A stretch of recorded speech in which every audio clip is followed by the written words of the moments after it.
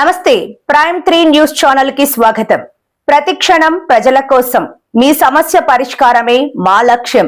మీ సమస్యలను 7382273833 వాట్సాప్ చేయండి చాలు.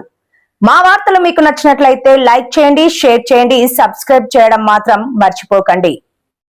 ఎందరో ప్రాణ త్యాగాలతో వచ్చిన కార్మిక దినోత్సవం రైతు సంఘం నాయకుల మేక సత్యనారాయణ, జీసీసీ కళాశాల సంఘం కార్యదర్శి లగుడు సీతయ్య నాయుడు.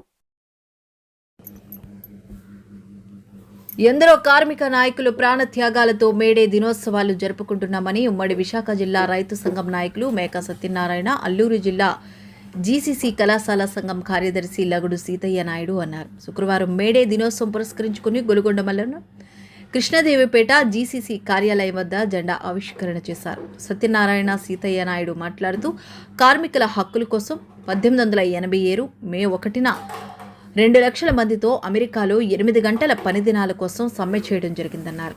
షికాగోలోని హే మార్కెట్లో పోలీసులు కార్మికులకు మధ్య జరిగిన ఘర్షణలో అనేక మంది ప్రాణాలు కోల్పోయారని తెలిపారు. 1994లో అమెరికా ప్రభుత్వం మే 1న కార్మిక దినోత్సవం ప్రకటించిందని గుర్తు చేశారు. 1916లో 8 గంటలు పని దినాలను అమలు ప్రారంభమైందని తెలిపారు. 192 దేశాల్లో ఎర్ర జెండాతో కార్మికుల పక్షాన పోరాటాలు నిరంతరం చేయడం జరుగుతుందన్నారు. కార్మికులందరికీ రైతు సంఘం తరపున ఎప్పుడూ తమ సంఘీభావం ఉంటుందని అన్నారు. ఈ కార్యక్రమంలో కార్మిక సంఘం నాయకులు గొంప వాసు, లగుడు రమణ, పైల సత్యనారాయణ, లోకవరపు రాజు, జి రెడ్డి, అచ్చినాయుడు, పైల నారాయణమూర్తి, సింగంపల్లి సత్యబాబు, బొడ్డు సన్యాసి నాయుడు, తానారి రాజు, రేసు సంతోష్ తదితరులు పాల్గొన్నారు. మాట్లాడమని అందుకుంటారు.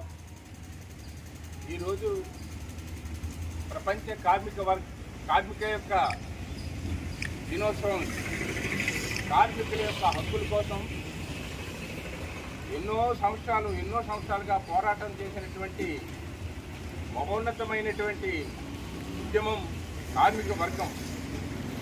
ఈవేళ కార్మిక వర్గం ఐక్యత వల్లనే 192 దేశాలలో కమ్యూనిస్ట్ పార్టీలు అధికారంలో సాగిస్తున్నాయంటే కార్మికుల యొక్క ఐక్యత వల్ల మాత్రమే.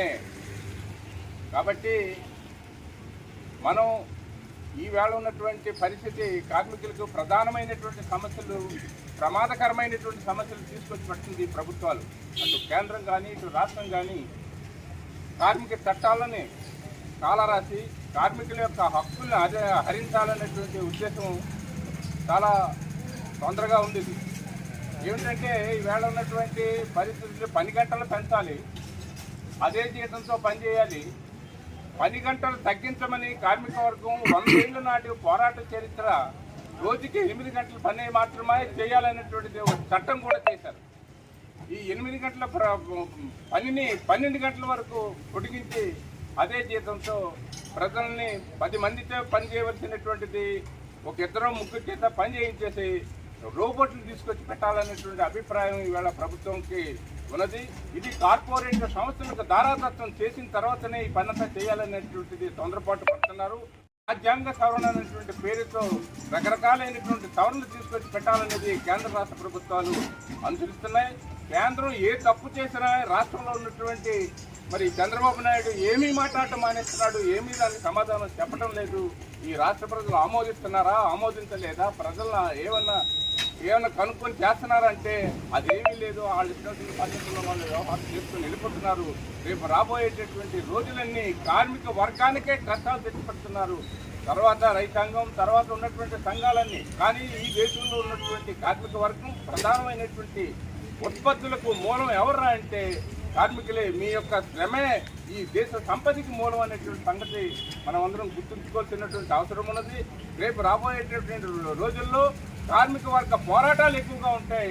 దానికి రైతు సంఘం తోడుగా ఉంటుంది. రైతుల్ని కూడా ఏకం చేసి శ్రామిక వర్గం రెండు కూడా కార్మిక కర్షక వర్గాలు రెండు కలిసి రోడ్డెక్కాల్సినటువంటి పరిస్థితి ఉన్నది. ఉన్న ప్రజా సంఘాలు చాలా ఉన్నాయి. వారి యొక్క సమస్యల మీద వారు కూడా రోడ్డెక్కేటటువంటి అంగన్వాడీలు కానివ్వండి, ఆశా వర్కర్లు కానివ్వండి, ఇంకా రకరకాలైనటువంటి మరి ఉన్నటువంటి వర్గాలన్నీ కూడా రోడ్డెక్కి వాళ్ళ హక్కులు సాధించుకుంటున్నారు. మన హక్కులు మనకు సాధించడానికి మరి మనం అందరం ఐక్యంగా ఉంటేనే తప్ప ఈ హక్కులు సాధించుకోలేని పరిస్థితి.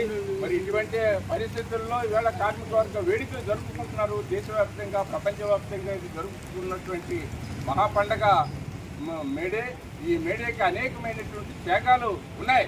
చాలాసార్లు చెప్పిందే మళ్ళీ ఒకసారి చెప్పాలనే ఉద్దేశం కాదు. కానీ కార్మికులు రక్తాన్ని దారపోసిన సంపాదించుకున్నటువంటి ఈ ఎర్ర జెండా ఏఐటీయూసీ దీనివల్లనే మీ హక్కులు సాధ్యం తప్ప ఇప్పుడు ఎవరు మన గురించి కానీ ఎవరు మాట్లాడేటువంటి పరిస్థితి ఈ ప్రపంచంలో ఎవరు కనపడటం లేదు.